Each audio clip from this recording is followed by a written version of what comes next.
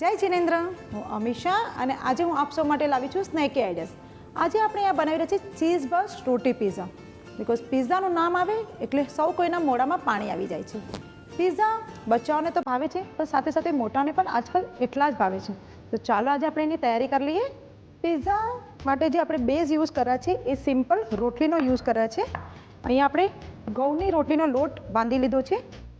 થોડું આપણે ઓઇલ હાથમાં લઈ લઈશું. આપણે જે આ રોટીનો લોટ બાંધ્યો છે એને આપણે થોડું હલકાથી મસળી લઈશું.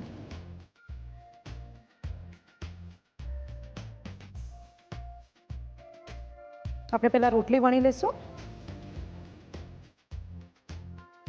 એટલે જે આ રોટલી વણી રહ્યા છે થોડી જાડી રાખશું. હવે આપણે પહેલાં પિઝા સોસ લગાવી લઈશું.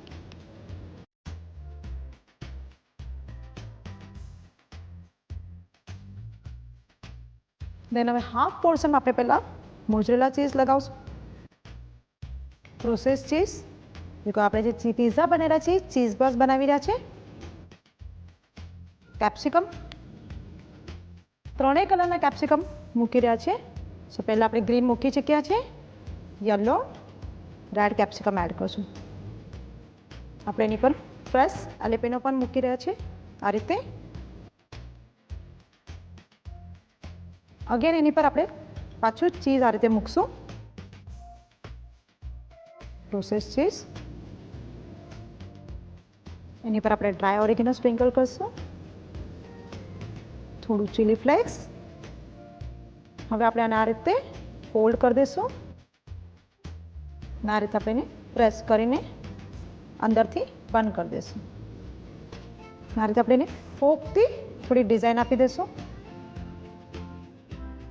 અને ઉપર પણ આપણે આ રીતે પ્રિક કરી લઈશું.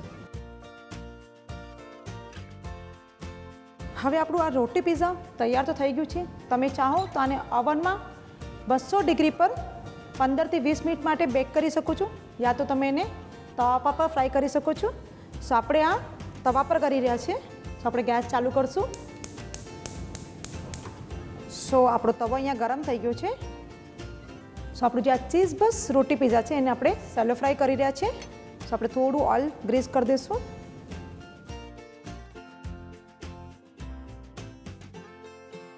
સો આપણે એને બીજી સાઈડ પલટી કરી દઈએ.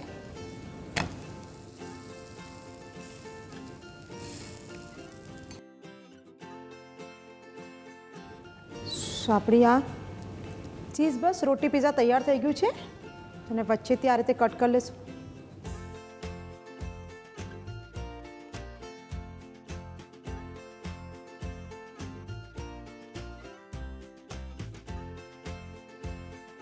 સો એની પર આપણે થોડું ચીઝ સ્પ્રેડ કરી દઈશું.